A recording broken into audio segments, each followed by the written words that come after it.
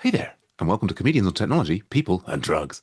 I'm your host, Sam Joseph, and today we're very lucky to have comedian Sydney May with us. Hey, Sydney, it's really great to have you on the show. Hello. Thanks so much. Hello. Thank you for having me. Oh, thanks so much for sharing your time. It's all right. It's not that precious. Well, no, you're a very funny person, and I'm sure that I think we've established we should only talk to one audience member at a time. So we're talking to, we've talked to John a lot. Let's talk to Arthur now. And I'm sure Arthur is beside himself, wanting to understand your comedy origin story. Was it that you were a sort of specialist in multiple comedy languages, and you got a job on board the Starship Enterprise, and are now helping the Federation, sort of like deal with the Klingons? How did it all kick off? I think it was one of those things, definitely no multiple languages. One of those things where lots of people were telling me it was something I should do. Oh, really? And I did a course for fun a couple of years ago. And you do the gig at the end of the Mm. course, which is how you round it off. And people laughed. And I thought, hey, that was fun. Um, and I carried on. And it was like, I'm sure you have a lot of conversations on a podcast with drugs in the title about addictive personalities. I definitely have one of those, and I think I was immediately hooked on me saying stuff on stage and people laughing. And I got Indeed. absolutely hooked, and it took over my life, and here we are. There we go. Yeah, yeah. No, I Yeah. know. Well, indeed, I also have a bit of an addictive personality, and yeah, I think that many of the comedians do. So now, Mm. had you had any performative experience before that? Was it complete? And I guess when you're sort of saying like friends were saying, "Oh, you're funny. You should try stand up." But was there anything up to that point where you'd done performances? You'd kind of like you Oh were sort of yeah. stand up curious. Not stand up. I've been a musician for many years, so I Oh, really? studied music. So yeah, I've been no stranger to a stage for a long Mm, time. I've been performing mostly as a bass player and as a right. guitar player. The thing that was new about stand-up for me was being on stage on my own. Mm, That was new. I love being on stage with a band, but I'm not a singer, so I was never the sort of front person right.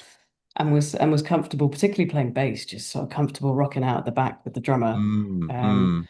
but yeah, no stranger to stage, no stranger to a microphone because I would tend to sing some backing harmonies. But yeah, stand up was a new level of being the only person on stage and the sole center of attention, which is very different. But I think rather than terrifying, I just kind of loved it right from right from the start. Right from the off. Amazing. Yeah, I mean, we've Mm, we've spoken to a few people who've sort of come to stand up via drama, and they've done drama at yeah. university, and then they've done a bit of acting and so on. Some of you really really into it. Some of them still very strongly in both camps, Mm, and they've all talked about.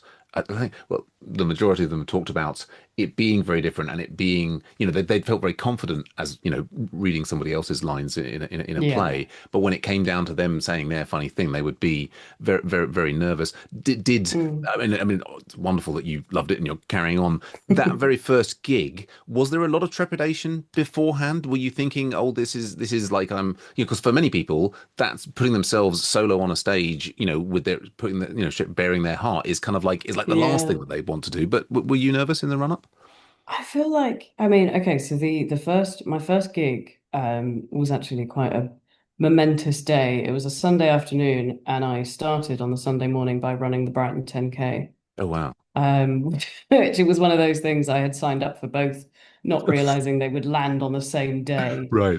So it was a bonkers Sunday. So I was nervous about both, I think. Mm, mm. I think I was more nervous about running the 10K because for me that was the furthest I'd ever run. Right. It was a horrifically windy day in November. And then that was exhilarating. I like finishing the 10K was absolutely exhilarating. And then I was just like, right, let's do this. We're buzzing. Oh wow. Um, and another thing I found with doing comedy is like being in a band is challenging just from the point of view of even trying to get four people in the same room, Right. for rehearsals and gigs. And it's just like, oh, I can't do that day and he can't do Yeah. that day. And it can be a real logistical nightmare. And sometimes we'll be going back and forth. And the thing I love about comedy is it's just me. Mm, And I mean that in a good way, in that I'm just owning this. Yes, I can do that gig. And it felt like something that I took control of, that I haven't had with being in bands, and I found that more empowering than nerve-wracking. It was just like, hey, this is me being me. Also, I'm not a character on stage. I'm just me being me. Right. And I can see how people would find that as being very vulnerable and something to be Mm. nervous about. But Mm. it sort of went the other way for me, and like I say, it was really, really very empowering, and I just ran with it Yeah, literally on yeah. that day. Well, you ran and then you ran. I mean, it was. I ran and then I ran and then I couldn't walk the next day. But that seems like it's a good trick. It's like, do a 10K before the gig, and you'll be on a Yeah. runner's high on the stage. Fantastic. It's Yeah. oh. Run off any nervous energy. Yeah. Uh, Oh gosh, yeah. It's I perform this virtual reality comedy on Wednesday night, usually just after I've swam about 1.5K, and it is oh this wow. definitely has a bit of a different Yes. vibe. That's me just trying to fit in as much, time with my kids, time with the comedy. But I Sure. absolutely love what you're saying there about the being in control. You mentioned the band logistics. I mean, I think other people who are Mm. doing acting or doing improv or other Yeah. things, there is this beauty of stand up that it's just you rock up, you can do Yeah. it, and but I guess these were all things that kind of came to you after having done it one time and it going well, and you're like, oh, I'm going to Mm. do some more, and then as you did more, all of those positive sides of it kind of came to you. I honestly don't think I was terrified the first time. I was a little bit Mm, nervous, but also just really looking forward to it and thinking it was going to be really fun. mm, And then I kept saying for about the first year that I was doing comedy, I just kept mm. saying, if people stop laughing, I'll stop doing it. Oh, really? And people kept laughing. So, I didn't go into it with any massive career Sure. aspirations. I wasn't starting comedy. My dad is the eternal optimist and saw the video of my first gig. It was like, oh my God, you're going to be a millionaire. You're going to be famous. You're going to be Wembley. And I'm like, no, no, no. And I was just doing it because I really enjoy it. And really, that's why I'm still doing it now. I've been lucky enough to have some recognition. Oh, Um, yeah, fantastic. really, I'm just doing it because I absolutely love it. I can't think of a better thing to do than say random stuff and have people laugh. It is great, and I mean, I think it's interesting what you're saying there. In that, but I think in some ways that's the trick. If you find a thing that you love and you can just keep Mm, doing it, and you're not too preoccupied or even not preoccupied at mm, all with where it's taking you, then I think it yeah, can take you to amazing places because you're not, absolutely. like there's this Zen parable about a sort of I was talking about this last week, a Zen archer who was like Mm, the best in the world, and he was at a competition and not doing very well, and they were saying what's wrong with him, and another master was saying, his desire to win the competition is interfering yeah, with his power, with his ability to yeah, do anything. So that's absolutely. lovely to hear that you're enjoying it so much. And Yeah, I mean, I won two competitions last year. And the first one, I mean, both of them, nobody was more shocked than me. And I didn't go in thinking I was going to win it. I didn't even go in dreaming about winning it. I mm, kind of went in with a nothing to lose kind of. mm, And there's this awful video floating around of when they announced me as the winner of the Brighton Comedia Award last year. And mm, they plopped me in front of the microphone and I just had no words. mm, I had mm. no word. I didn't even say thank you. I was just and I because I hadn't wasted or what I felt like would be wasting any time backstage Yeah, thinking, what am I going to say if I win? sure. I hadn't even considered that. I'd completely dismissed that. No, I'm not going to sit here and think about what I'll say if I win because I'm not going to win. And I went in absolutely determined just to enjoy the night, and Brilliant. just enjoy the final. And I think that is a big key for a competition. Is just not. It's hard because of course we want to win if we go Sure. into competitions, but sort of doing that and just not putting pressure on yourself and saying whatever happens, I'm going to just really enjoy this performance. I think that's a big part of my success. Yeah. I mean, I, I, I, I totally believe that. I have totally failed to unlock that ability in myself. But one day, Yeah, it's not an easy one. It's not no, easy. no. It's a funny. It's a bit of a conundrum. What's the conundrum? No, it's like a Mm, juxtaposition. No, there's another word, an oxymoron even. mm, The yes. the but I was going to ask briefly, like just on that transition from, because you did the showcase, and of course many of the comedians we've spoken to have done the courses and had their first Mm, showcase gig, which has generally gone very well because they're so lovely and friendly. Was there then yeah. was that first there's sometimes a big difference with that first open mic gig, which is now not in the context of the course. Was that? It sounds like that also went quite well, and that wasn't a big deal either, particularly. Yeah, I think I was just very lucky that I didn't have any really hard gigs in the first few. Okay. Definitely a bump back to earth in the sense that the gig at the end of the course was in a big room with about 150 people. Wow. Yeah. And then you go to open mics and you've got, 20 on a good day Right. and comedians only on a quiet day. But that was all right. Like I say, it was a bump back to earth, but it was also a good chance to practice and to hone my craft. Mm. And I just threw myself into it. I did about 80 gigs in the first year. Oh yeah. And just threw myself, was doing a new material night at least one a week. Hmm. Excuse me.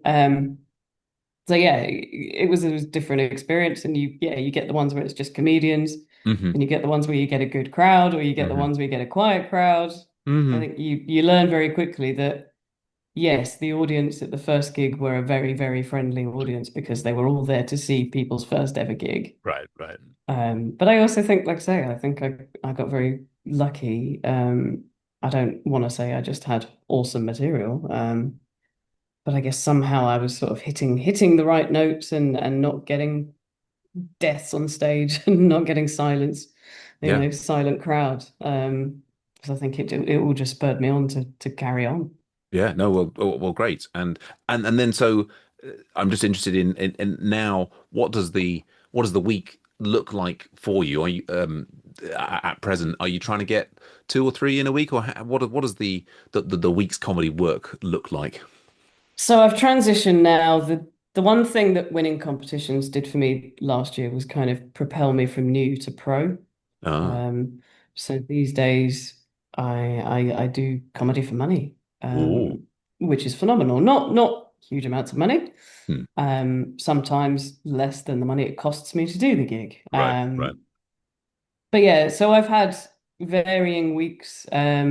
Last year I won the first competition in February, which gave me quite a few gig offers, and then I won another one in June, and Mm. that one was more highly publicized, and then it all went a bit bonkers. Oh, really? So yeah, a busy week might be. I think my record was uh, 8 in 6 days, or six Oh, in wow. 8 days, something like that. Yeah. No, actually, no, I think my record was 6 in 7 days. Mm. Um, and that would have been some new material nights. Sure. Sure. But yeah, these days keeping busy. I'm starting to be a little bit more discerning, not necessarily Mm-hmm. agreeing to everything. Sure. Um, yeah, picking which ones. I'm trying not to let it cost me more than it's making me. I think Right. Yeah. it's a good rule of thumb. Like the first year, I was just doing new material nights, and I just stuck in my hometown of Brighton, Right. feeling Right. very lucky that there's a whole host of new material nights in Brighton. You can pretty Mm. much do a different one every day of the week. Mm. So I had them on rotation.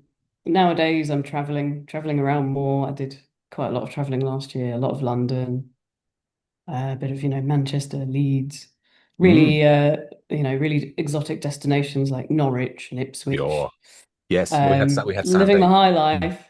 Yeah. Yeah. No. Well, Um, these are. It's like this is where the real people are, and that's oh the yeah. real. That's where you really learn your It's the chops. rite of passage, I think. Absolutely. It's things like doing a gig in Leeds and then getting the midnight coach back to London Right. because I couldn't find anywhere cheap to stay. And it's all these things. I'm like, you have to do this. You have to, this is what every comedian has to do. Right. Um, so yeah, I'm floating around. Next week I'm headlining at the next Brighton Comedia final as last year's winner, which I'm so looking forward to. Oh, brilliant. That's gonna feel like it's gonna feel like coming home. It's gonna feel lovely.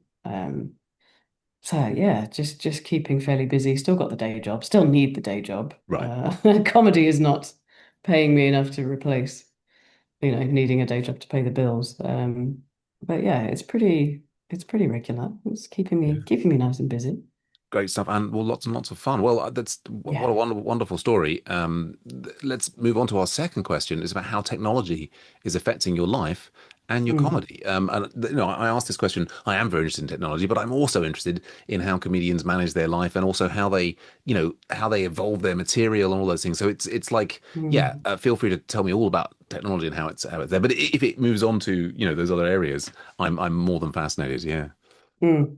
So for me, technology is absolutely massive, and that's why I wanted to come on this podcast. Mm, Because if you haven't seen my material, you won't know, but I am in fact fully blind. I have no sight.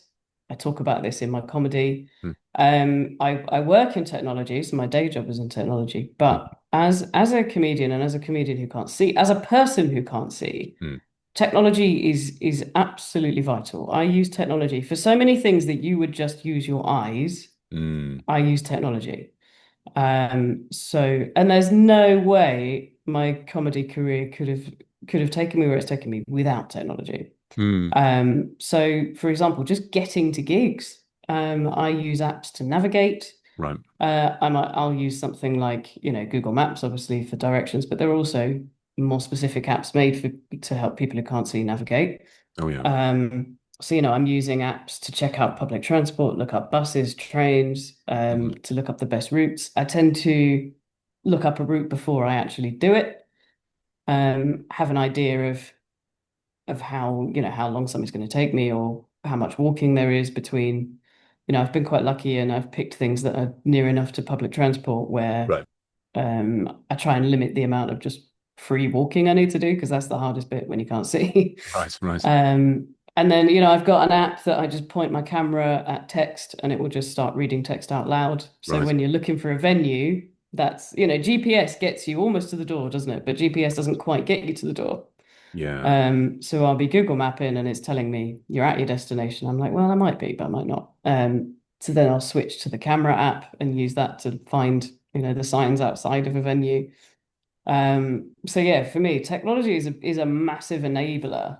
Mm, And there's no way, I've thrown myself into it in the last year or so, traveling to places I've never been to before. mm, mm, And there's no way I could have done that without technology. I did a gig in Buxted, which is mm. kind of outside of Croydon, a couple of months ago. And I got there, my mobile signal failed me massively. It just Oh no. just wasn't. And I knew because I'd looked up in advance, the venue was really close to the train station. It was only something like 300 meters, but I ended up having to get a taxi Oh because right. my phone wasn't working. Mm, And mm. I just can't navigate without it. And then I was annoyed because I had to pay money for the Right. taxi. Whereas, if the technology had been working, that's where I will not pay for a taxi unless I absolutely have to. Mm, So yeah, it's things like that. It's a huge enabler.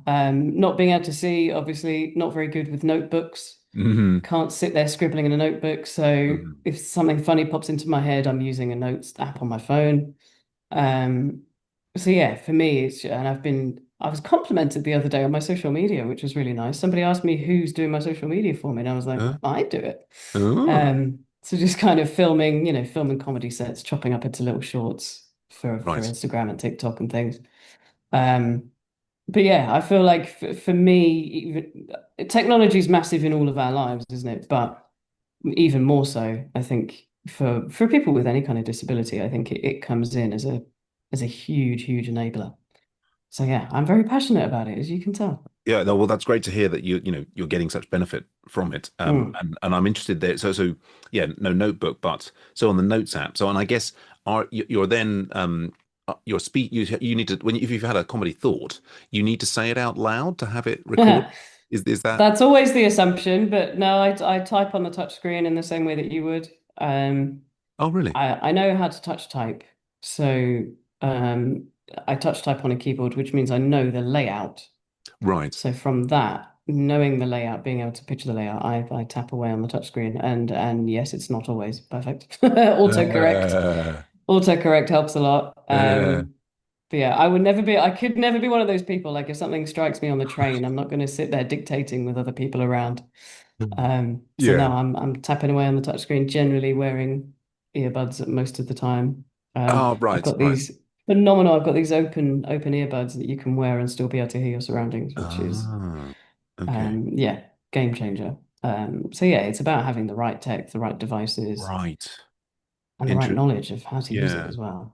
And then so on the touchscreen, you've got a regular touchscreen. It hasn't got some special haptic feedback or things for you to feel. It's just where on the I know where they touchscreen. are, and it talks to me. So I don't always talk to it, but it talks to me. So I've just got an iPhone. iPhones and Android phones these days, they just have built-in access Right. features. You can just turn on Hmm. the screen Hmm. reader, which is exactly Right. what it sounds like. Mm. So it's feeding back to me what I'm typing, and I can read it back that way. Okay. Right. The built-in access on devices these days has come so far Right. in my lifetime. Um, yeah, even when I was a kid, this stuff didn't exist. No. So it's a good time to be alive as a person who uses technology for sure. Yeah, yeah. But and I'm fascinated with like just imagining how that process works. So you're kind of there, you're holding the phone, you're type on it just as any of us would do, but you've got Hmm. your earbuds in, and so you've completed typing a word, that word is spoken in your Yeah, ear, and you can that is hear whether right. it's selected the right one for you or not. Yes, Is basically it. exactly. That's Right. it. You got it. Yeah, and then so having written out the kind of the comedy idea, you can then effectively say, right, replay this back to me, and you can hear the whole Yeah, thing, and you say, oh, I might want to yeah, change that here, there, and so on. yeah, Yeah, exactly. As in the same way that you would write something, read it back to yourself, and think, right. how does that sound? Yeah, yeah, Yeah, yeah. it's a similar process. Brilliant. You just get used to robotic voices. I've been listening to them for years, Mm. so it's just all Yeah. part of Well, it's it. just like being at open mics, really, isn't it? Yeah, exactly. Not so different, eh? Not so different well, I'm fascinated, and thank you so much for sharing all of these details. I guess I'm just interested there in the sort of the comedy process. Then, just for and not particular to the challenges that you face more than other comedians. I'm just interested in Hmm. you're having the ideas, and then are you sort of organizing them and putting them into buckets, or what's the maybe talk me through the process, involving technology or not, of Hmm. how you take it from sort of a raw idea into something you might regularly be using on stage. I think what I tend to do, so like if something pops into my head, I'll just write it in a note file on its Right, own. right. And then when I'm putting a set together, I actually use the checklist function. Hmm. So I use the Google Keep, it's the Google's Notes Oh app. yeah. Because I'm sort of in the Google ecosystem and I like it and they're very good on their Hmm. accessibility. Hmm. So when I'm writing out a set, what I do is I put it in the checklist mode because then it nicely puts things in individual lines. Okay. So then it's easy to kind of flick through and I'll split the lines into basically where I'm going to pause.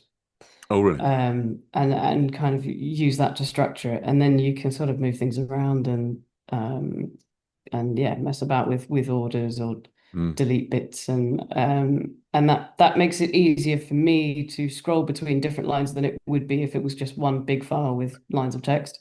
Right, right, So yeah, that's and then if I want to just read it where I'm not in an editing phase, I'll just email it to myself right. and then it's just nicely arranged line by line and I can swipe through that. And Um, that's what I tend to do if I've set my set and I want to rehearse it, then I'll do it that way. okay. So that's my system. Yeah, interesting. Interesting. And does that mean that you're and we've had all sorts of different comedians talk about some of them who write it out, some of them who just sort of see the words in their head as they're doing it, other people who just use individual kind of keywords and so on. So when you were describing that with that sort of the lines and the pauses, are you kind Mm. of like you're kind of scripting your set to be a certain series of words in a particular phrasing pattern? Is that Yeah. Yeah, I never used to. When I first started, I didn't script it word for word, and then mm, I took a very good piece of advice from a much more experienced person than me who said you really should be scripting it word for word. mm, And for me, it's hard because even at new material nights, I don't walk on stage with my cue cards or a piece of paper. right, right. It's very difficult for me to be reading notes on stage. Sure. So I don't tend to do it. I tend to memorize. Hmm. Hmm. So yeah, that thankfully I have a good memory. Aha. So I do, yeah, I remember the first ever longer gig I did, and of course, because I can't just glance down at my phone, I have to be able to hear it. Sure. So yeah, the first I did a corporate gig when I was only less than a year into the game. Wow. So I had my phone in my back pocket Mm. and then I would just quickly sort of stick my finger on the screen in the back pocket and swipe. Now, the good thing about not being able to see is I had my earbud in one ear, so I Right. didn't have to I didn't have to get the phone out and look at it. Right. I could just subtly touch the screen in my Right. pocket. Right. So it would have been a bit less obvious to other people that Yes. that's what I was doing. Unless it looked like I was weirdly touching my own arse, which The comic possibly effect, you know, that's the that's comic funny. effect, exactly. So yeah, in a way, it makes it easier to sneakily check your notes because no one Right. can see. You don't have to have the screen in front of your face. Right. Um, but yeah, generally, I find it easier just to make sure I've committed things to memory for the stage. Sure. Sure. Well, Just it's less sorry, to go on. do. No, Yeah, that's yeah, it. no. Yes, I think it was it's Mariah Bowden was talking about, how she has it all sort of locked in and Yeah. yeah, then basically she can kind of almost be outside of her body watching things going on because the sort of muscle memory of just Mm, saying the lines is kind of there. The thing that you mentioned about having the earpiece and being able to touch the phone. I mean, had a short period where, as I mentioned to Gareth previous last week, where I was performing like from gigs, I don't know, was it like 15 to 25 mm. of when I started with a sort of augmented reality headset on. So I had a view of my set list hovering in front of me, so I wouldn't have to Ah, remember the order and so on, which clever. which is sort of clever. Although the augmented reality headset was rather bulky and blocked eye contact, and that was anyway. I've stopped I it was going a to long say time they're ago. quite big, aren't they? Yeah, I mean, I've got the one I managed to get. It was, not, much smaller than these VR headsets, but still quite noticeable. I mean, I thought there was Yeah. comedic effect in having this like silly thing on my face, which maybe, Did you work that into your comedy? You'd um, have to mention that you're wearing it, right? yeah, I tried to throw it in there as like, oh, like my wife has, has edited my set list here. What does this say? And then I go, there was like little silly jokes in there. But it's Yeah. interesting because it occurs to me that like any comedian with whatever level of sight, if they had these open earbuds, they could, in Mm. principle, you could just be having a thing play like it could, because some runners they have a thing that like beeps once they've run, like a kilometer or 2 kilometers, and Yeah, so they don't have to yeah. look at their watch. I mean, you Yeah. could have a thing. I think some people also, when they're performing on stage, they have a thing that their phone will vibrate in their pocket after they've Yes. done 9 minutes or whatever it happens to Yeah, be. and of course I have that as well because so many people have the flashing light at the back of the room, which Right, doesn't right. work for me. No, no, no, So I have to absolutely. set my own watch as well. Yeah. Right. Yes. Yes. It's interesting. And yeah, and I'm just thinking how yeah, but one could have effectively with the open earbuds, one could have, Absolutely. in as a hearing aid, and then just, Mm. it could be each minute or 90 seconds or what have you, it could be saying the kind of like the headline of the next section that you want to move into. But Yeah, I've never tried to do that. I've always felt that would be you'd have to be absolutely bang on with your timing, wouldn't you? Because yes, it if could end. you Yeah. went slightly out and then it's saying the cue earlier than you were ready for it, or later when you already needed it, I don't know. Yeah, that the idea of that makes me nervous because you'd have to Yeah. be really spot on, wouldn't you? Yeah, and you wouldn't like if it was then coming in when you're in the middle of something else, it would be distracting. But I guess Yeah. it's almost like if you had control from sort of like an eye ring on your finger, if you Yes. could just click it when for it to play the next thing at Yeah. that moment to be. Although interestingly, I think I start to think that in some ways that moment when you're on stage and you can't remember what's happening next is actually an interesting creative moment for you to perhaps Yes. be in the moment and kind of like react to something in the room. But anyway, Mm. kind of going off on It's one. all, yeah, and you can get switch controls for your phone, which I've never, but that could be used for exactly that, where you just have a switch or a Right. button. I don't, yeah, there definitely would be ways of doing it for Yeah, yeah. sure. Interesting, interesting. I'm intrigued, and please don't Mm. share if you don't want to. I'm intrigued that you say you work with technology for Mm. your day job. Is that particularly with programming or like with hardware, or what kinds of things do you do? Oh no, it's mostly so I work for a national sight loss charity. Ah, I work in the education team. So my previous job, I used to teach people how to use assistive technology. ah, So I'd work with young blind and partially sighted students, and I would teach them how to use, screen reader technology that I right. use. Because it's very important in your education that you've got the Sure. access to all your material and everything. And I'm so passionate about it because I know how much it helps me and how independent it allows me to be. Um, so yeah, these days I write web resources about useful, cool technology. There's some video content out there of me demonstrating the kind of the navigation apps and things that I Mm. use. Um, so yeah, I hold webinars and I'll teach people how to use it. So, but yeah, it's all relevant to the sight loss sector. It's all, and like I say, I'm just so passionate. I know how dependent you would have to be on other people without this stuff. I live by myself. I have to read cooking instructions and Mm. read the post and Hmm. figure things out. And technology is a massive, massive part of all of that. Amazing. Yeah, and so I'm really interested. You mentioned already you're doing a lot of editing for sort of TikTok and Instagram, and that's, I think every comedian these days is trying to do more of that. And I guess, your background in technology, I guess, helps with that. You've always done bits of, content preparation in the past.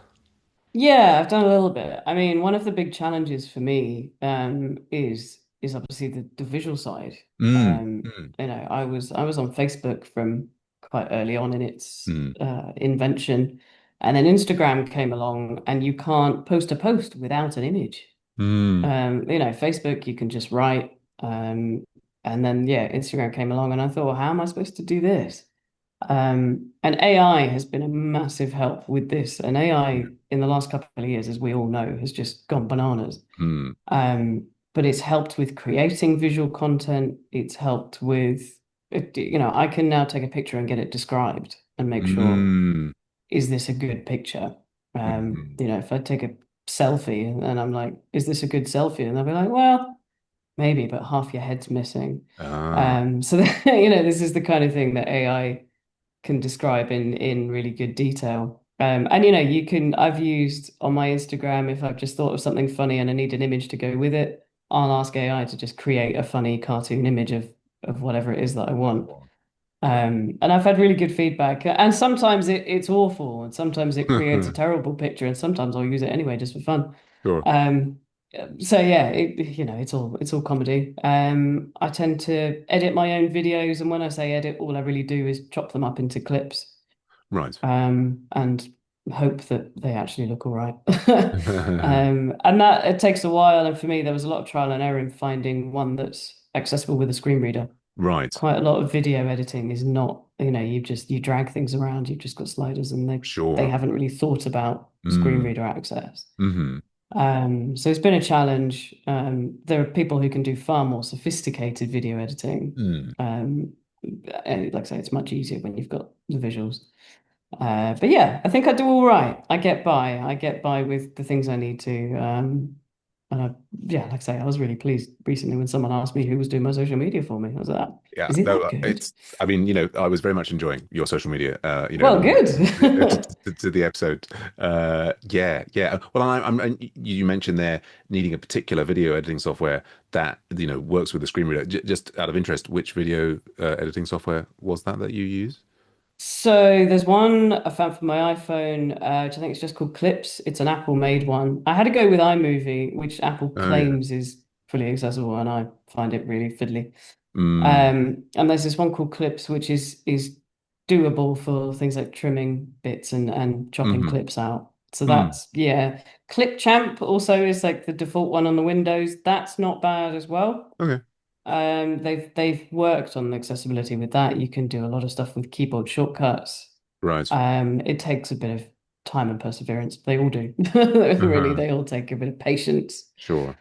Some people just do it, don't they? And they just, yeah, I don't know. How do you find this stuff? Do you like editing stuff for social media? I mean, I've been trying to do more of it. It comes and Mm, goes in waves. I mean, I also work in technology, but I'm a bit of an, older. I mean, I kind of, I didn't really kind of follow the Instagram wave. Like Instagram came mm. out when my kids were little, and I sort of posted a couple of things on it. I didn't really see the appeal of it. And then No, I I kind of didn't had some either. breaks from social media, and I came back, and I only really got back on it because of starting comedy. Yeah, you And sort then of there's now have like, to. yeah, like reels Mm, and I'm still not. I'm a bit of a digital non-native in that regard. I mean, I program. I mean, I've talking about AI. I mm, built a kind of video. clipping subtitling system that I Oh. use to I sort of that I basically drop in, for example, a 10-minute video of myself, Mm. and then I use like this Whisper like thing that actually runs on my Mac to translate the audio into text, and then Ah. I've got this kind of like entirely vibe coded.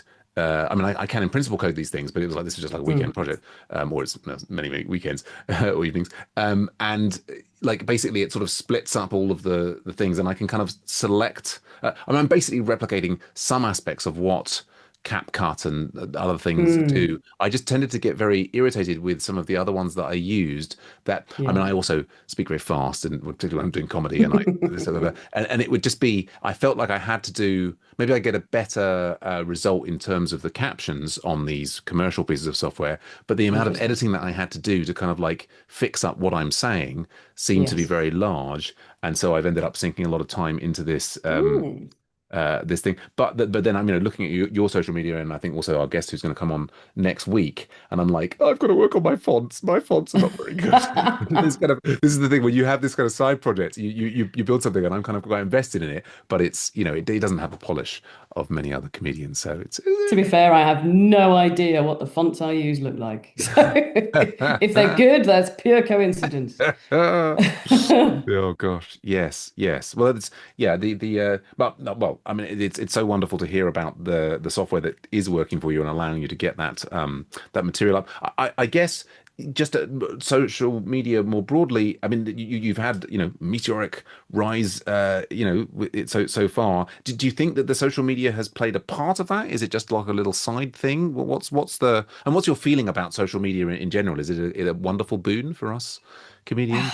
I mean. I mean, I do social media because I have to. Mm, Um, the way I see it is a necessity. I wouldn't be scrolling and spending my life on social media if I didn't kind of have to.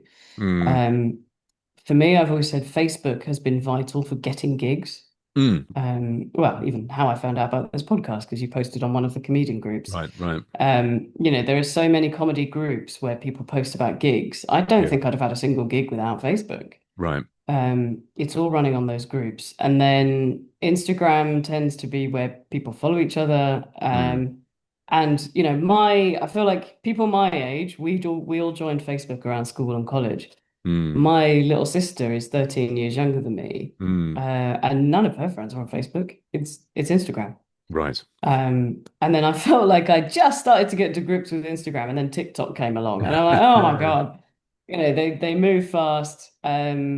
But yeah, Instagram has been a big thing for me when I particularly, well, when I won both awards, but the second one, they Yeah. did a lot of social media, they did a lot of press stuff, and Right. yeah, Mm. suddenly I started getting followers. And then when I started getting followers, I'm like, oh God, that means I'm gonna have to post content. And then it's a drag, and I don't have the consistency that you're supposed to have. I Mm, haven't had loads of gigs in January, and there've been a couple of gigs that I've forgotten to or just didn't bring my tripod, so didn't film. mm, So I'm not brilliant at the consistency for mm, the for posting content. But yeah, I think it's such a useful tool. I appreciate it for its usefulness. mm. I begrudge I begrudge it having spent time on it. I like to be present. I'm not, and because I've never, this is a new thing for me as well, because obviously I've never been a person to worry about taking photos. Right. Only the last 2 years that AI has been able to describe photos. Suddenly, if I'm on holiday, maybe I'll think to take a photo, but that's a new thing for me. Right. There's never been anything in photos I've never been able to see. Um, that's been a thing all my life.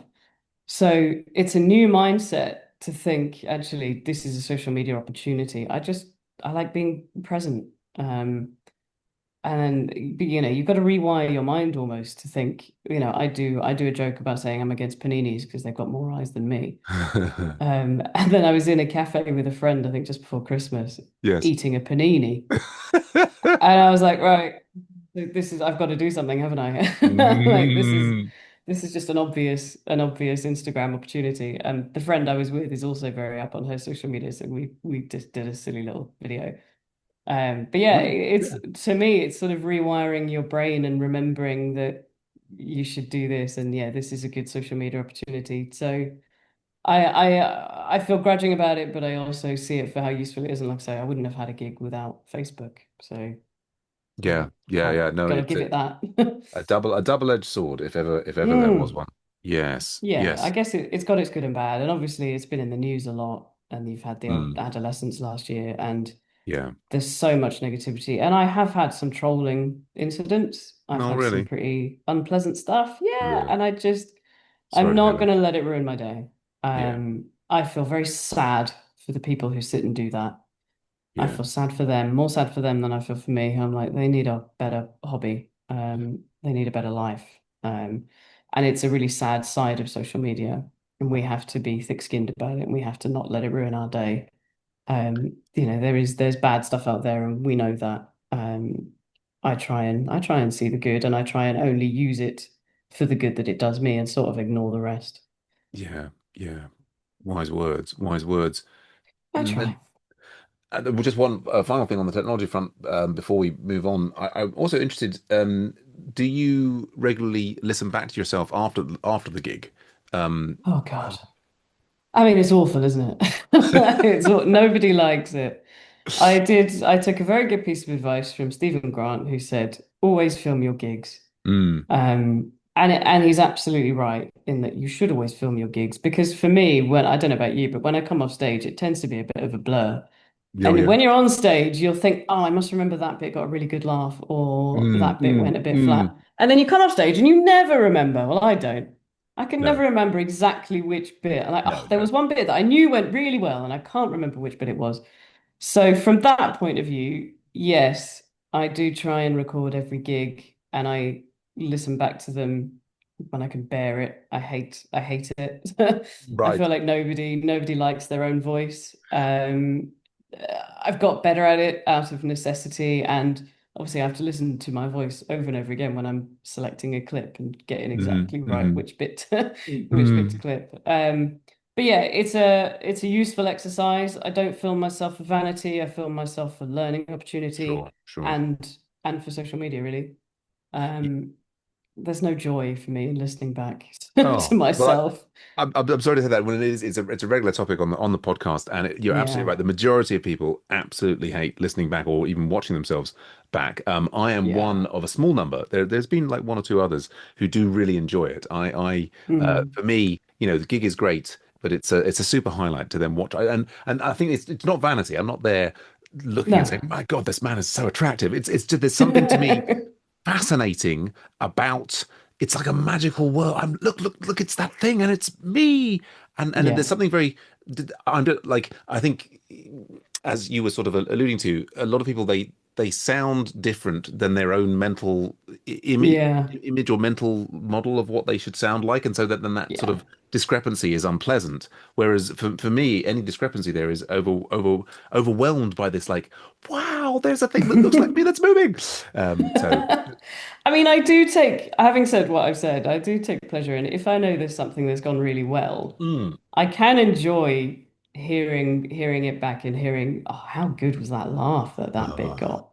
That's a really, really lovely feeling. And I don't know if that's vanity or if it's just, there was a video that my mum took when they announced me as the winner of the LGBTQ Ooh. award, and Mhm. it was Zoe Lyons saying my name. And of course, my mum is surrounded by my friends and family who'd come to support me. And I couldn't stop watching that video back because it's Oh. just people I know going absolutely bonkers in support of me. And that was a really, yeah, a super proud, ridiculously happy moment. And that is one that's a very treasured. That'll be a treasured memory and a treasured video. But of course, that doesn't actually have my voice on it, so that's a different thing. But yeah, I can take some pleasure in listening back to a gig that I know went really well. Mm, mm. But that's more about enjoying, again, just enjoying the reaction and enjoying the fact that I said something that made people laugh rather than Yeah. enjoyment of hearing myself. Well, I think you've got a lovely voice. I don't. I mean, and all the Thanks. comedians we've spoken to have all got. Like, I mean, Sam Raimi saying he didn't like his voice because it sounded a bit nasal, but I don't know. Like, Mm. I'm so, I love listening back to, the podcasts afterwards and hearing both my voice, which I like, and Well, and, you do and the have a lovely comedians. voice. Oh well, flattery will get you absolutely everywhere. I Um, know, right? so let's jump on. I'm really loving this conversation, but on to the number three, which is, and often this question is somewhat, people have already sort of mentioned, lots of people in their comedy origin story, but is there, the question is, which people have had the biggest impact on your life and comedy, and yeah, and, which could be, I mean, you mentioned there Stephen Grant giving you some great advice. Mm. Really interested to know which famous comedians influence you, which people on the open mic circuit influenced you, or indeed anybody from your family and friends who really Mm. made a difference in the Sydney May story. So my first memory of stand-up comedy was Jasper Carrott. Oh yeah. And my mum had cassette tapes of him in the car. And I must have been, I mean, we're talking pretty young. This is in the 90s. Hmm. Probably, between ages like 6, 7 to 10, that kind, quite Hmm. probably too young to understand some Sure. of the humor, I'm sure. But even then, I feel like I had a sense of what a cool job. Mm. Like, he's saying stuff and making people laugh. And for as long as I can remember, I've always been kind of the funny one. Mm. I was always a big Friends fan. I've always been the Chandler of the group. Mm. Big fan of Matthew Perry as well. Mm. Um, and actually very much, I read his book just after he died. Mm. And yeah, he there was a lot that I identified with, particularly in the sort of addictive personality type thing. Right. But yeah, Jasper Carrott is my first memory of stand-up comedy. And yeah, I think I sort of, like I say, I really had the thought of what a cool job, and I never really, I can't say I grew up dreaming of being a stand-up comic. Mm. I think I put it aside Mm. as a Mm. kind of, yeah, that would be nice, but look how hard it is kind of thing. Mm. Which Mm. seems ironic because I did pursue music. But even then, I didn't Famously pursue so easy. music. Yeah. But even then, I never harbored dreams of being a famous musician, and I just kind of did what I love. And that's again how I've got into comedy, just doing what I love, not really doing it with an aspiration. Mm. But yeah, I have met some amazing people, some amazing friends in the last 2 and a bit years doing comedy. Um, I think something that was really nice was I joined this ultra comedy course, which is free to join, and you raise money for charity. Oh. It's a brilliant initiative, the ultra comedy thing. Oh. And I went to the first meetup, and there were a good 30 people there. And I just thought, oh my God, what a bunch of people! Like, Uh-huh. of all ages, from all backgrounds. Mm. And I just wasn't sure where I fitted into this bunch of people. Mm. And I nearly didn't go back. And it was going to be every Tuesday for the next 8 or so weeks. Mm. I remember sitting chatting to my friend Rachel, who's one of my very best friends, if you can have best friends over the age of 30. Mhm. And I'd said to her, I'm not sure about going back. And she just said to me, well, why not? Like, nothing to lose kind of thing, Mhm. basically. Mhm. And she was right. So I'm very grateful to her for that. Is I just thought, yeah, screw it, why not? And now I couldn't be more glad that I did that. And something really nice was gradually the numbers reduced. Ah. There were people who were there at the start who didn't carry on. But we started, a few of us ended up going to the pub afterwards. It was a Tuesday night, and it ended up turning into a bit of a night most most Tuesdays. But from that, we had the little friendship group that developed. And we had, there was a big WhatsApp group, and then we've ended up with a smaller WhatsApp group. Mm. And there are friends that I still count as very good friends now. Mm. They were quite really out of all the people and out of even everyone who did the gig at the end of Mhm. the course, very few of us who carried on. Right. A lot of people just kind of ticked a box and did a Yeah. gig and felt no desire to do more. Mm. But there's Mm. this little group of us, um, who carried on. And I really threw myself into it. I was in a, this is going off topic slightly, sorry, I'm away from No, the no, no, question. no, no. I'm fascinated. Do go on. But I was in a time in my life that I think I really needed something. Mm, I'd been quite low the last mm, year and a half before doing the comedy. mm, And I really desperately needed something and I didn't know what that was. mm, And it turned out it was the comedy. So I threw myself into it. And we had this little group from the course and we all supported each other. We came to each other's gigs. mm. And so, they've been a huge part of it. And every time I was in another competition, I'm like, really sorry, I'm in another one. You don't have to come again. But we support each other, which is amazing. And I've just made some phenomenal friends, even, with inside in the sector who you then, Yeah. you don't just see to do comedy, you see to do other things.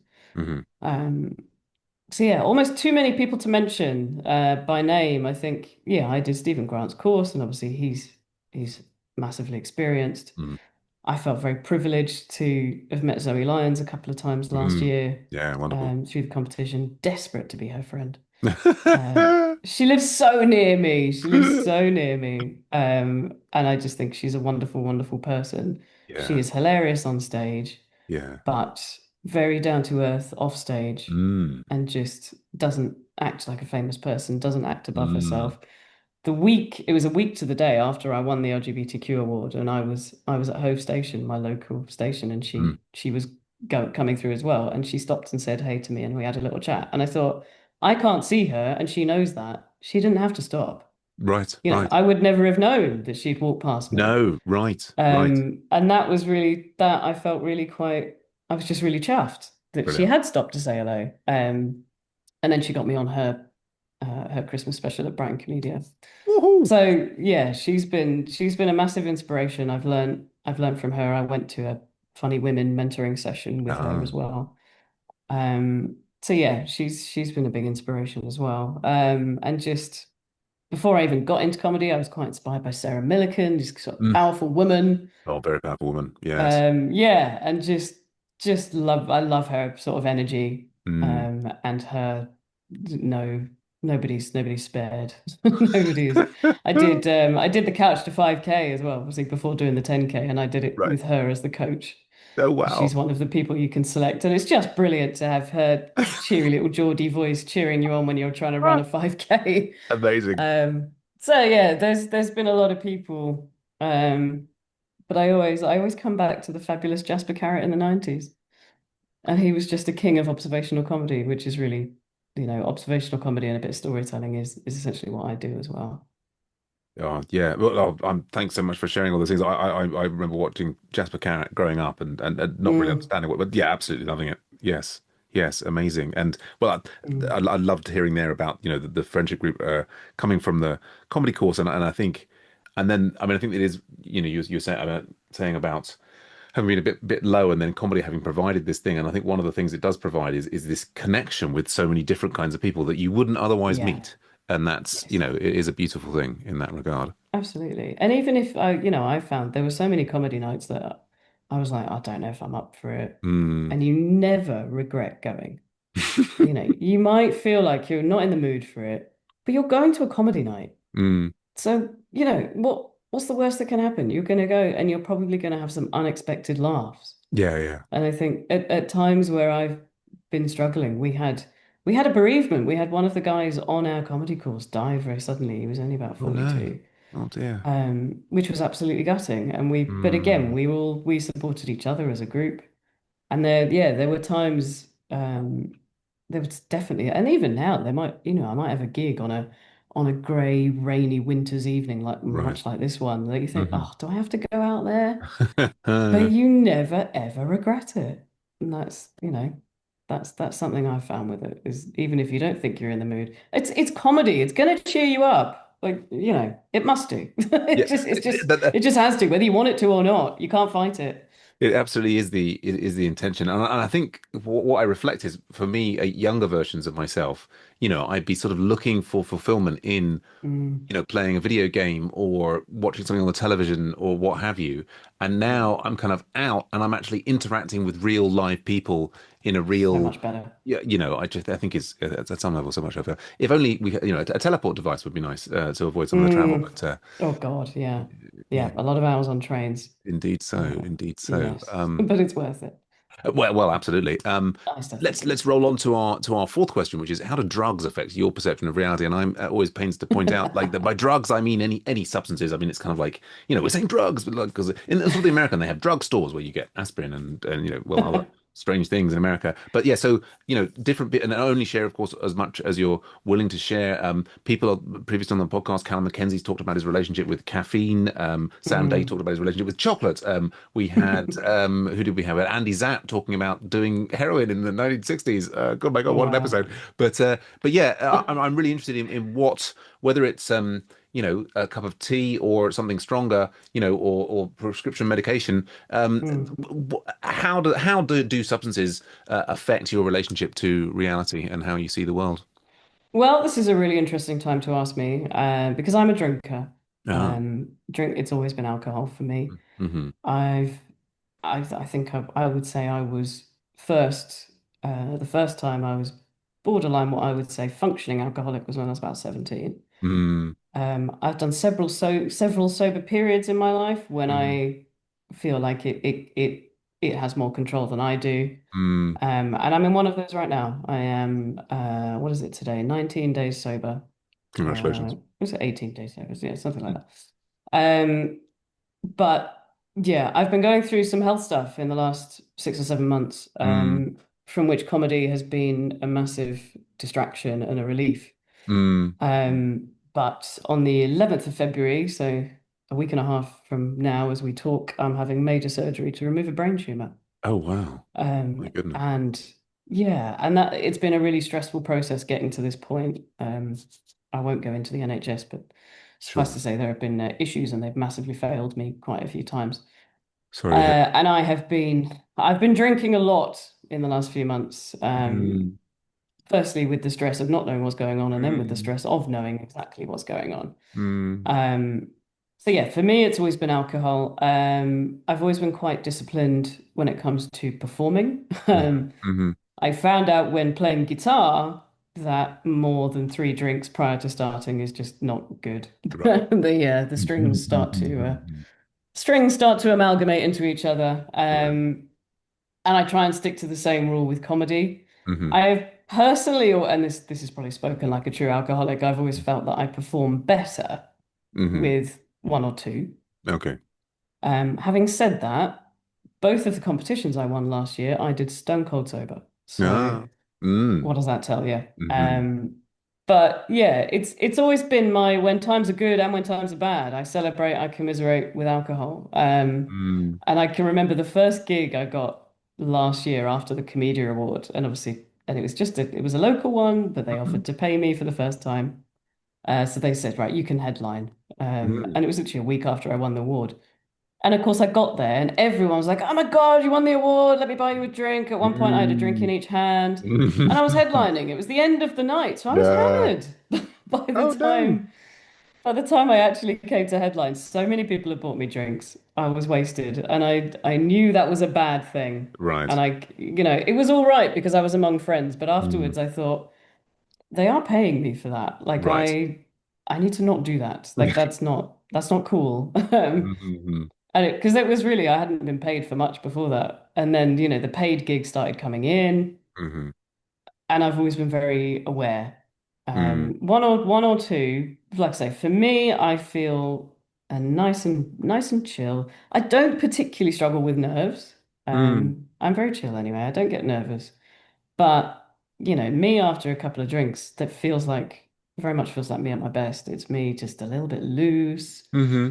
Um, yeah, but that's obviously, like I say, I've won competitions completely sober, so I think Mm. potentially that's a mindset. That's the illusion, or that's the story we tell ourselves so we can carry on drinking.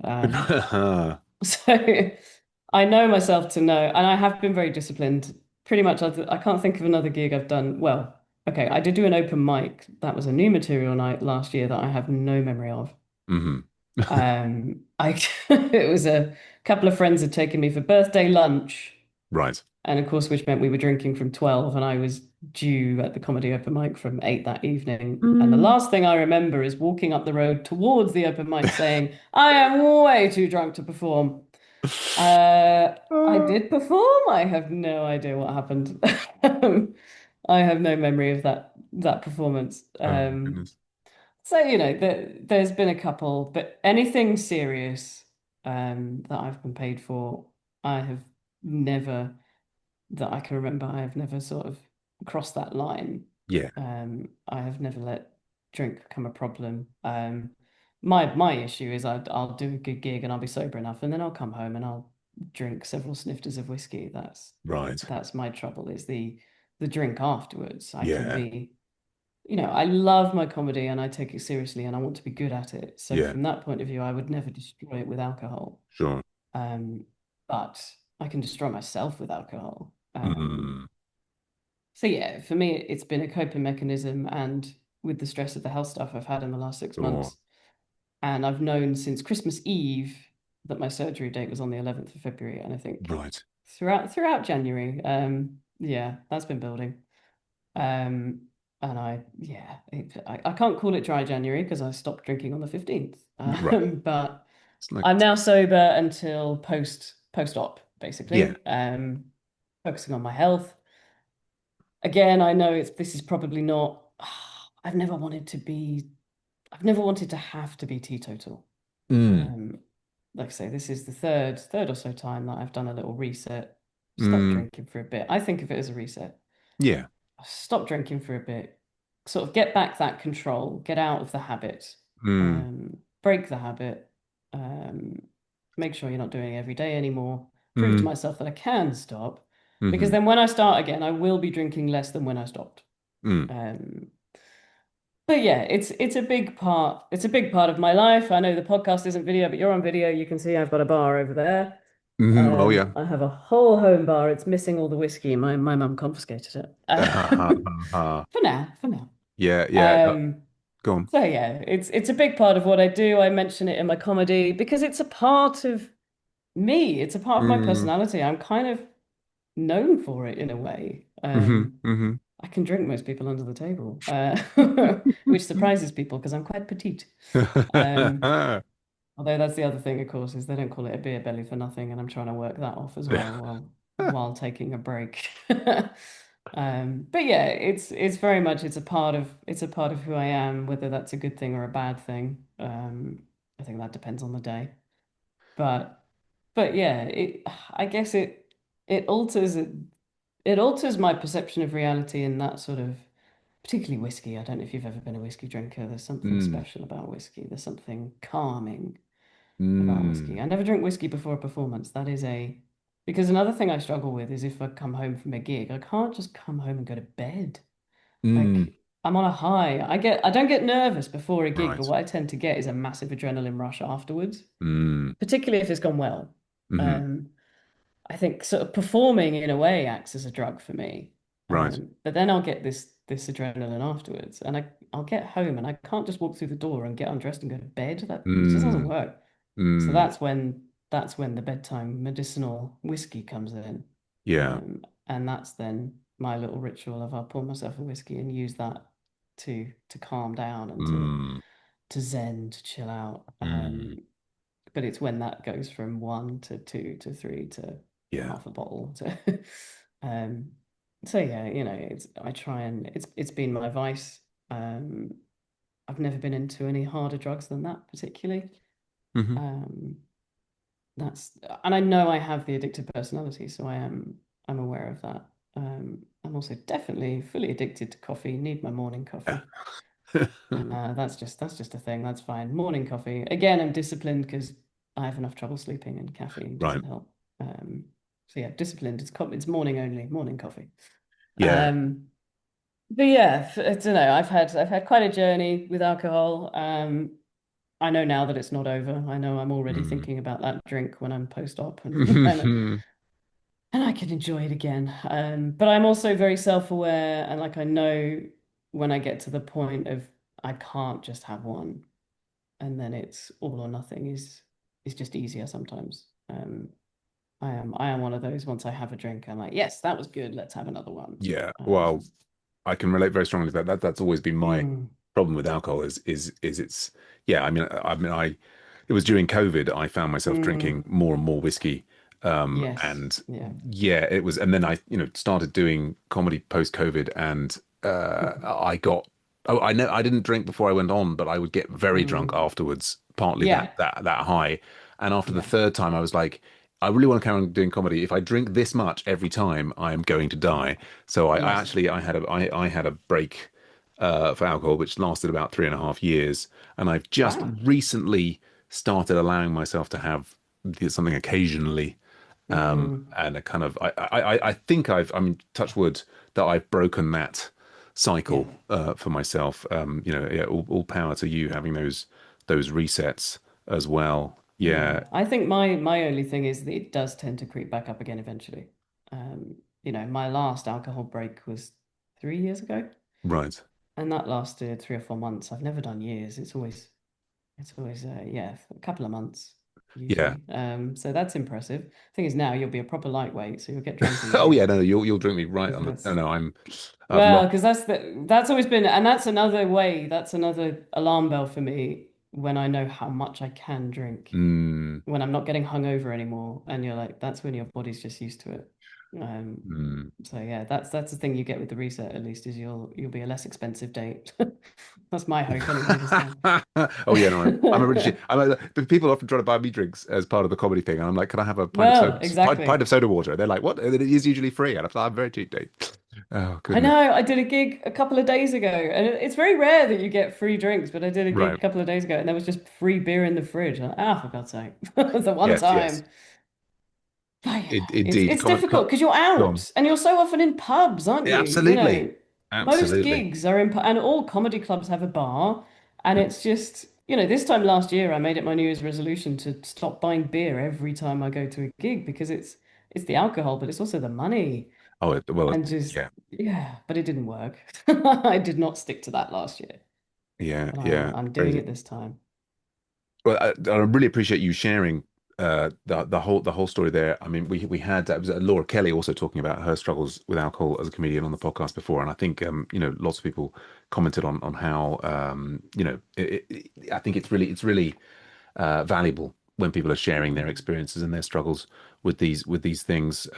Yeah, and then also yeah, like best of luck for the upcoming procedure that you're having. We've thank had you. various brain tumor related things in relatives in my family. So sort of Mm, just I say that just to try and connect and say mm, I get that's it. obviously it's a serious thing. Yeah, But yeah, fingers crossed, touch wood for a mm, fantastic outcome and you enjoying a I'll be nice drink back. afterwards. Oh In gosh. moderation, of course. Well, absolutely. And I hate it because I'm taking a bit of an enforced break from comedy. I'll be off stage probably for a couple of months, Yeah. which I'm absolutely going to hate. And Mm. the thing that tipped me over the edge actually the last night I drank was I got offered a gig to support Jessica Foster Q at Brighton Dome Oh wow. on the 26th of February, and I just I No. can't. Yeah. And that is what tipped me over the edge the last night I drank, and that's why I Oh. drank so much. Which is not their fault. I should No, no. add. Yeah. But no, I was absolutely gutted to have to turn stuff like that down. Yeah. But I will be back, and You'll be back and with great there'll be material more. material for an Edinburgh show by the sounds of it. I mean, that is something positive I'm hoping to get out of, hospitals. Stuff happens in hospitals. Everybody I can would relate love to to it. come out of this with a show. I really want to be writing. That's one thing I Yeah. really hope to get out of this is I'm going to hate having to rest and not be on stage. And I really hope one thing I can do is write. Yeah. Yeah. Fingers crossed for That's that. the plan. Brilliant. Well, I look forward to seeing the show. Well, Good thank you. stuff. Good stuff. I mean, I'm really enjoying the conversation. Let's move on though to our final question, which is, what does it all mean? This life, this universe, this everything. And I'll just, as I often do. I mean, we've had people. Well, one Arab comedian criticizes. It's like, oh, you this white middle class. Look, there's struggle, there's strife, there's and actually by criticizing us, he answered the question of what was the most meaningful to him was the sort of Mm. international struggle. But yeah, this could be like, if you have got an insight into why we all exist in this strange, is it a simulation? Is it the dreams in the mind of God? I'd love to hear it if there's a religious or a spiritual, background that you have that informs, what you think things mean, or just, what do things mean for you day to day? How do you, put things together and keep on trudging up the comedy hill? That's a weird metaphor, but yeah. I'm trying to like reduce the pressure level because some people are like, oh my I was God, going to say, the I big mean, question. there are no bigger questions than that one. Mm. Do you know, so another thing I do outside of comedy is I'm a life coach. I'm trained in a few different things. Uh-huh. And I think what I would say to people is I totally, but the one let's formulate a sentence here. One of those adages that I love the most is I think it's absolutely true that you regret the things you don't do more than the things you do. Mm, Um, and I think sometimes if you don't do something, you may never know how much you could have, I right. when I think about the fact I nearly didn't finish that comedy course, Mm, I just wonder what the last 2 years of my life would have been. mm, And I wouldn't have won two comedy awards in 2025 mm. and had, those were a couple of the best nights of my entire life. And that's phenomenal. But it almost scares me Mm, how easy it would have been for that not to have been my life. right. And I guess what I take from that is I think life is short. Mm, I don't know whether you believe you get one or more. I don't mm, know. mhm. I'm not personally religious. But I do think whether you believe this is your only life or not, it's still the one you've got right now. Right. Um, and I think life is too short not to at least try and do the things you love. I think I Mm, think life is too short to have unrealized dreams or desires. mm, I think if there's something that you have always thought in the back of your mind, even if it's at the back, mm, if there's something you've always thought like, oh God, wouldn't that be a cool thing to do? Just do it. And if you don't know how to do it, find out. mm, Um, and I think we surround ourselves with people in the hope that they make us happy, but also we're in control of our own. The word destiny seems far too cheesy. But we are, we're responsible for our lives, nobody else. We're responsible for our happiness, and sometimes we have to do things that scare us, or do things that we're not sure if they'll work out. Because also, so I'm trained in NLP, which is neuro linguistic mm. programming. Right. One of my favorite suppositions from that is there is no failure, only feedback. Mm, And I love that because it's true. If you try something that doesn't work out, the fact that it didn't work out is feedback in a sense that you can say, well, why didn't it work out? mm, And the word failure is so inherently negative and horrible. mm, Look at it as feedback and say, okay, why didn't that work? Not why did I fail? Why didn't it work? Is there something else that would work? mm, And I just believe in just trying stuff and just it doesn't matter. You don't know whether it's going to work out, but you may as well try. mm, Because if you don't try it, you already know the outcome. You know it won't happen. mm, If there's something you're afraid to do and you're like, but I don't know if I'll be any good at it. If you never even try, then you're not going to succeed at it. If you do try, you've at least got a chance of succeeding. mm, Whereas if you don't do something, you know exactly what's going to happen because you know what you're doing instead. mm, Whereas if you try something, I work with a lot of people in my coaching job who are terrified of change. Change is a scary thing, but also, like I say, if you don't do something different, then you know exactly how your day's going to go. You know exactly what's going to happen. Whereas mm, if you do something different, you don't know. And the fact that you don't know is terrifying to some people, but also it's an opportunity. And sometimes it's good not to know because you don't know how good it could possibly be. And I think that's how I try and live my life. And I think I've just finished reading Glennon Doyle's book, Oh yeah. Untamed, which is a good read. But the thing that stuck out to me was a quote that sticks out to her, which is, "We can do hard things." And it's so simple, but I'm going to be using that because I'm about to go through something really hard. Mm, And I can't tell myself that it's not going to be hard. I can't believe it's not going to be hard because it is. mm, And I'm now just thinking we can do hard things. And I think if there's something that you know might be hard, but also maybe it's not going to be as hard as you think. mm. I don't know. I'm hoping for back to drugs. I'm hoping for the good drugs, I'll be honest. Give me the good pain relief at least. Oh You're yes, please. drilling my head open. Come on, guys. Right. But it might not be as hard as I think it's going to be. And that's what I'm trying to. I know it's not going to be fun, Mm. but and I think we can just apply that to as many things in life as we can. And that's a very long-winded way of saying that.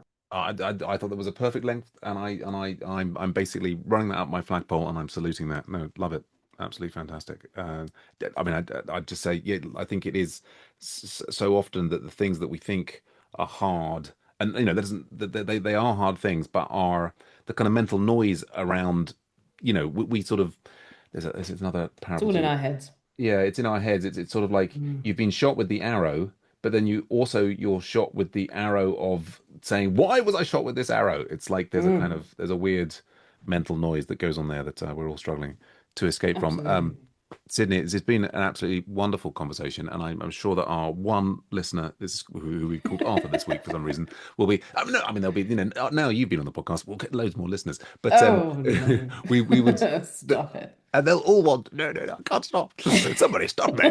No, we'd absolutely love to know where should people be following you online, and where should they be going in real life to see you doing your comedy?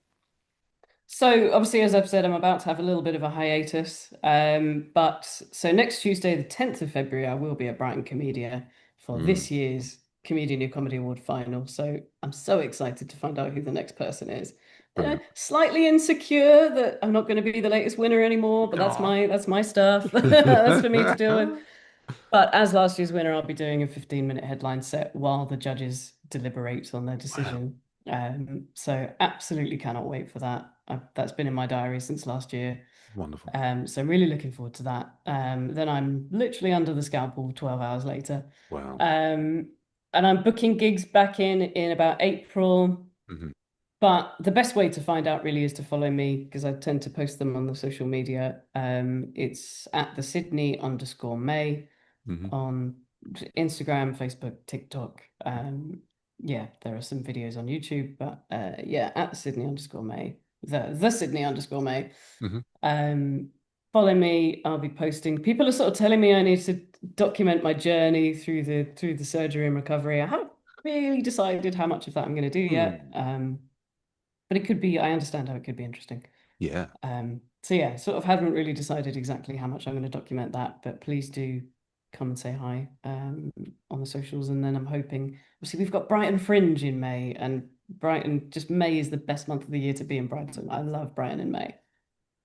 So I'm sure I'm going to be flitting around.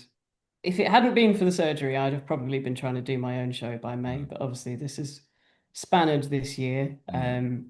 So I won't have my hour ready to go for May, but that's fine. I'll jump on all the compilation shows that will have me, basically.